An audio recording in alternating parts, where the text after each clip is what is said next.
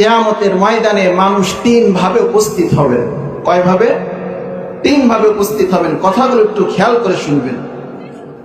রাসূল আকরাম সাল্লাল্লাহু আলাইহি ওয়াসাল্লাম হাদিসে পাকের ভিতরে বলেন, ইউহশারুন নাস ইয়াওমাল কিয়ামাতি আলা সালাসাতি আসনাফিন সিনফান মুশাতান ওয়া সিনফান রুকাবান ওয়া সিনফান আলা হুজুহিম। আল্লাহর পয়গম্বর বলেন, হাশরের ময়দানে আল্লাহ পাক রব্বুল আলামিন মানুষকে তিন ভাবে উপস্থিত করবেন। আল্লাহর রাসূল বলেন, হাশরের ময়দানে কোন ব্যক্তি পায়ে হেঁটে হেঁটে হাশরের ময়দানে উপস্থিত হবেন। আবার একদল আছে যারা পায়ে হেঁটে হাশরের ময়দানে উপস্থিত হবেন না। আল্লাহর পয়গম্বর বলেন, আরেকটা দল হাশরের ময়দানে উপস্থিত হবেন, তারা তাদের হাঁটুর উপরে ভর করে হাশরের ময়দানে উপস্থিত হবে। হাঁটুর উপরে ভর করে হাশরের ময়দানে উপস্থিত হবে। আল্লাহর পয়গম্বর বলেন, আরেকটা দল হাশরের ময়দানে উপস্থিত হবে এইভাবে যে তারা তাদের পায়ের উপর হেঁটে হেঁটে হাশরের ময়দানে আসবে না, হাঁটুর উপর ভর করে হাশরের ময়দানে আসবে না। আল্লাহ রাসূল বলেন, তারা তাদের চেহারার উপরে ভর করে চেহারা দিয়ে হেঁটে হেঁটে হাশরের ময়দানে আগমন করবে। মুহাব্বতের সাথে দুরূদ ইব্রাহিম পাঠ করে একটু আওয়াজ করে, আল্লাহুম্মা সাল্লি আলা মুহাম্মাদ ওয়া আলা আলি মুহাম্মাদ কামা সাল্লাইতা আলা ইব্রাহিম ওয়া আলা আলি ইব্রাহিম ইন্নাকা হামিদুম মাজিদ। اللهم بارك على محمد وعلى آل محمد كما باركت على إبراهيم وعلى آل إبراهيم إنك حميد مجيد। الحمد لله। মহান আল্লাহ পাক রব্বুল আলামিনের দরবারে লক্ষ কোটি শুকরিয়া আদায় করতেছি যে মহান রব্বুল আলামিন আমাকে আপনাকে একটি দিনই মাহফিলে আসবার এবং বসবার তৌফিক দান করেছেন। এর জন্য শুকরিয়া দান সকলে জবান খুলে বলে আলহামদুলিল্লাহ। আপনারা যে এখানে বসে আছেন, আপনাদের কি কষ্ট হইতেছে? যেহেতু কষ্ট হইতেছে না, বসে আছেন, সওয়াব হইতেছে। যখন আমি আপনাদেরকে দুরূদ পড়তে বললাম, তখন আপনারা অনেকে দুরূদ পড়েছেন, আবার অনেকে দুরূদ পড়েন নাই, অনেকে এদিক সেদিক তাকিয়েছিলেন। আচ্ছা বলেন তো, দুরূদ পড়া এটা কি সওয়াবের কাজ নাকি গুনাহের কাজ? সবাই বলেন না, পিছনের ভাইরা বলেন না, জোরে বলেন, দুরূদ পড়া এটা কি সওয়াবের কাজ নাকি গুনাহের কাজ?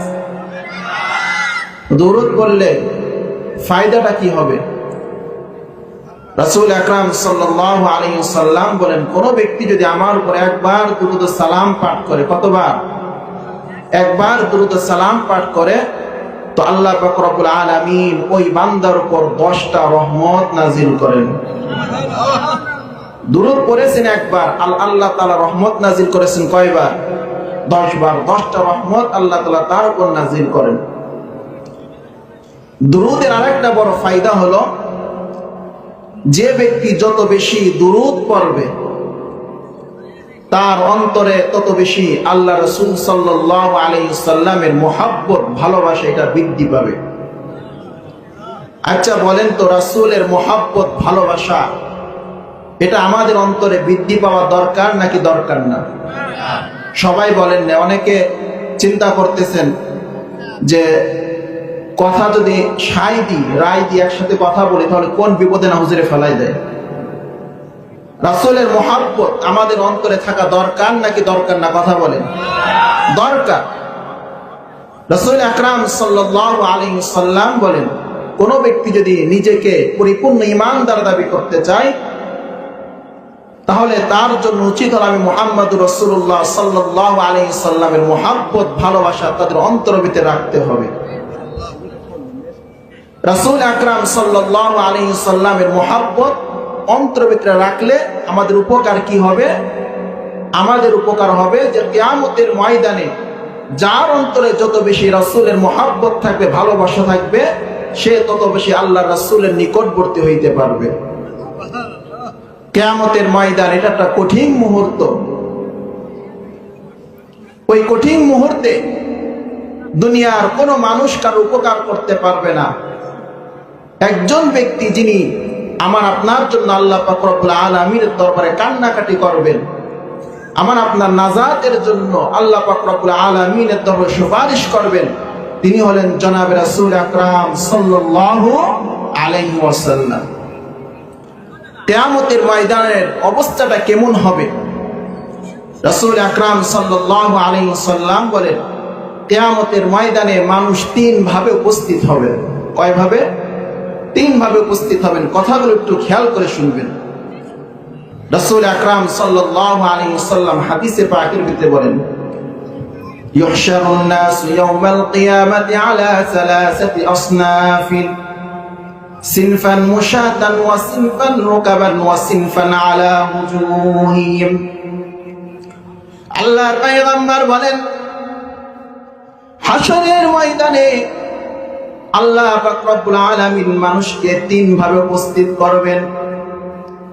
আল্লাহর রাসূল বলেন, হাশরের ময়দানে কোন ব্যক্তি পায়ে হেঁটে হেঁটে হাশরের ময়দানে উপস্থিত হবেন। আবার একদল আছে যারা পায়ে হেঁটে হাশরের ময়দানে উপস্থিত হবেন না।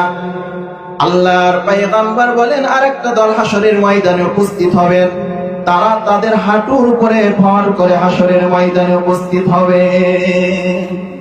হাঁটুর উপরে ভর করে হাশরের ময়দানে উপস্থিত হবে। আল্লাহর পয়গম্বর বলেন, আরেকটা দল হাশরের ময়দানে উপস্থিত হবে এইভাবে যে তারা তাদের পায়ের উপর হেঁটে হেঁটে হাশরের ময়দানে আসবে না, হাঁটুর উপর ভর করে হাশরের ময়দানে আসবে না। আল্লাহ রাসূল বলেন, তারা তাদের চেহারার উপরে ভর করে চেহারা দিয়ে হেঁটে হেঁটে হাশরের ময়দানে আগমন করবে। সাহাবায়ে কেরাম আল্লাহ রাসূল সাল্লাল্লাহু আলাইহি সাল্লামকে প্রশ্ন করতেছেন, ওয়া কাইফা ইয়ামশুনা আলা ওয়ুজুহিহিম, ইয়া রাসূলুল্লাহ, মানুষ কিভাবে তাদের চেহারার উপর ভর করে হাশরের ময়দানে উপস্থিত হবে? আল্লাহ রাসূল সাল্লাল্লাহু আলাইহি সাল্লাম সাহাবায়ে কেরামদেরকে লক্ষ্য করে বলতেছেন, শোনো, যে আল্লাহ মানুষকে দুনিয়ার ভিতরে পায়ের উপর ভর করে চলার ক্ষমতা দান করেছেন, ওই আল্লাহ কাল কিয়ামতের ময়দানে মানুষকে তার চেহারার উপর ভর করে চলার ক্ষমতা দান করবে। চেহারার উপর ভর করে মানুষ হাশরের ময়দানে উপস্থিত হবে। আল্লাহ রাসূল বলতেন, শুনে রাখো, মানুষ যেভাবে হাঁটার ক্ষেত্রে, পায়ে হাঁটার ক্ষেত্রে কাটা এবং ইট পাটকেল যা আছে জমিনের ভিতরে ওইগুলোকে খেয়াল করে হাঁটে, ওইগুলো থেকে নিজেকে বাঁচিয়ে বাঁচিয়ে হাঁটে, যারা চেহারা দিয়ে হাশরের ময়দানে উঠবে তারাও ওই সকল বিষয় থেকে, ওই সকল জিনিসগুলো থেকে নিজেকে বাঁচায় বাঁচায় হাশরের ময়দানে উপস্থিত হবে। হাশরের ময়দানে একটা কঠিন একটা মুহূর্ত হবে। হাশরের ময়দানের দিনটা কত বড় হবে আল্লাহ পাক রব্বুল আলামিন কুরআনুল কারীমের ভিতরে আলোচনা করতেছেন, কাআলফি সানাতিন মিম্মা তাউদ্দুন। আল্লাহ পাক রব্বুল আলামিন বলেন, হাশরের ময়দানের সময়টা হবে 1000 বছর সমান। আরেকটা আয়াতের ভিতরে আল্লাহ পাক রব্বুল আলামিন বলেন, 50,000 সানাতিন মিম্মা তাউদ্দুন, 50,000 বছর সমান যেই পরিমাণ হয়, হাশরের ময়দানের একটা দিন হবে সেই পরিমাণ সমান। সেই পরিমাণ সমান হবে হাশরের ময়দান। কুরআনুল কারীমের ভিতরে আল্লাহ পাক রব্বুল আলামিন এক আয়াতের ভিতরে হাশরের দিনের অবস্থা বর্ণনা করতে যে আল্লাহ তাআলা বলতেছেন, হাশরের দিনের সমান হবে 1000 বছর।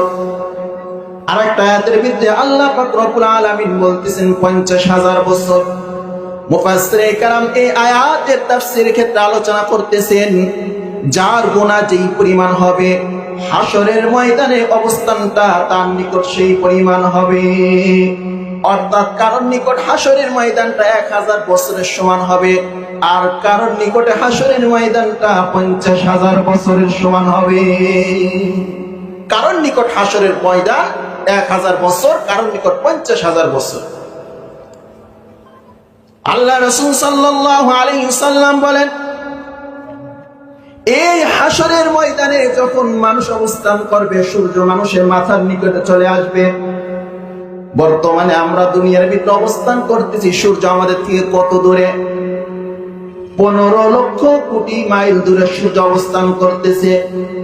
আল্লাহর পয়গম্বর বলেন, দুনিয়ার মানুষ শুনে রাখো, কাল কিয়ামতের ময়দানে সূর্য 15 কোটি লক্ষ মাইল দূরে অবস্থান করবে না, বরং আল্লাহ পাক রব্বুল আলামিন সূর্য তোমাদের মাথার নিকটে নিয়ে আসবে। সূর্য মাথার নিকটে চলে আসবে। সূর্যকে যখন আল্লাহ পাক রব্বুল আলামিন আমার আপনার মাথার উপরে নিয়ে আসবেন, আমার আপনার হালতটা কেমন হবে? আল্লাহ রাসূল সাল্লাল্লাহু আলাইহি ওয়াসাল্লাম হাদিসে পাকের ভিতরে ইরশাদ করতেছেন, মানুষের শরীর থেকে ঘাম ঝরতে আরম্ভ করবে। দুনিয়ার ভিতরে যে যে পরিমাণ পাপ করবে, অন্যায় করবে, হাসরের ময়দানে সূর্যের তাপের কারণে তার শরীর থেকে সেই পরিমাণ ঘাম ঝরবে। আল্লাহর পয়গম্বর বলতেছেন, কারোর শরীর থেকে এত পরিমাণ ঘাম ঝরবে যে তার পায়ের টাকনু পর্যন্ত ঘামটা পরিপূর্ণ হয়ে যাবে। আল্লাহ রাসূল বলেন, কারোর শরীর থেকে এই পরিমাণ ঘাম ঝরবে যে বান্দার হাঁটু পর্যন্ত তার ঘামটা পরিপূর্ণ হয়ে যাবে। আল্লাহর পয়গম্বর বলেন, কারোর শরীর থেকে এই পরিমাণ ঘাম ঝরবে যে বান্দার কোমর পর্যন্ত ঘামে পরিপূর্ণ হয়ে যাবে। আল্লাহর পয়গম্বর সাহাবায়ে কেরামদেরকে লক্ষ্য করে বলেন, শোনো সাহাবীরা, কারোর শরীর থেকে এই পরিমাণ ঘাম অতিবাহিত হবে যে বান্দার মুখ পর্যন্ত বান্দার ঘামটা চলে আসবে। বান্দার মুখ পর্যন্ত বান্দার ঘাম চলে আসবে। এই কঠিন মুহূর্তে দুনিয়ার কোনো মানুষ কাউকে সাহায্য করবে না, সহযোগিতা করবে না। আল্লাহ পাক রব্বুল আলামিন কোরআনুল কারীমের ভিতরে বলেন, ইয়াউমা ইয়াফিরুল মারউ মিন আখিহি ওয়া উম্মিহি ওয়া আবিহি ওয়া সাহিবাতিহি ওয়া বানিহি লিকুল্লি ইমরিইম মিনহুম ইয়াউমাইদিন শাআনুন ইউগনি। আল্লাহ পাক রব্বুল আলামিন বলেন, কিয়ামতের ময়দানটা এত ভয়াবহ হবে, সেই দিন সন্তান তার পিতার পরিচয় দিবে না, স্ত্রী তার স্বামীর পরিচয় দিবে না, ভাই ভাইয়ের পরিচয় দিবে না, কোনো মানুষ কোনো মানুষের পরিচয় দিবে না। প্রত্যেক মানুষ নিজে নিজেকে নিয়ে ব্যস্ত থাকবে। কিন্তু ওই কঠিন মুহূর্তে আল্লাহ রাসূল সাল্লাল্লাহু আলাইহি ওয়াসাল্লাম আমাদেরকে বলবেন না। আল্লাহ রাসূল সাল্লাল্লাহু আলাইহি ওয়াসাল্লাম বলেন, কাল কিয়ামতের ময়দানে আমি আমার উম্মতের নাজাতের জন্য আল্লাহ পাক রব্বুল আলামিনের দরবারে কান্নাকাটি করব। রাসূল যেহেতু কাল কিয়ামতের ময়দানে উম্মতের নাজাতের জন্য, আমাদের নাজাতের জন্য আল্লাহ পাক রব্বুল আলামিনের দরবারে কান্নাকাটি করবেন, এই জন্য দুনিয়া থেকে রাসূলের সাথে সুসম্পর্ক গড়তে হবে, ভালো সম্পর্ক গড়তে হবে। আর রাসূলের সাথে সব থেকে বেশি সম্পর্ক গড়ার অনেকগুলো মাধ্যম আছে। এর ভিতরে একটা বড় মাধ্যম হলো আল্লাহ রাসূলের প্রতি অধিক পরিমাণে দুরূদ পড়া। আল্লাহ রাসূল বলেন, যে আমার প্রতি অধিক পরিমাণে দুরূদ পড়বে, কাল কিয়ামতের ময়দানে সে আমার তত নিকটবর্তী হবে। আর যে ব্যক্তি আল্লাহ রাসূলের যত নিকটবর্তী হবে, আল্লাহ রাসূল তার জন্য আল্লাহ পাক রব্বুল আলামিনের দরবারে আগে আগে সুপারিশ করবেন। এই জন্য আমরা রাসূল আকরাম সাল্লাল্লাহু আলাইহি সাল্লামের উপর অধিক পরিমাণে দুরূদ ও সালাম পাঠ করব। আল্লাহ পাক রব্বুল আলামিন আমাদের সকলকে অধিক পরিমাণে দুরূদ পাঠ করার তৌফিক দান করুন। ওয়া আখিরু দাওয়ানা আলহামদুলিল্লাহি রাব্বিল আলামিন।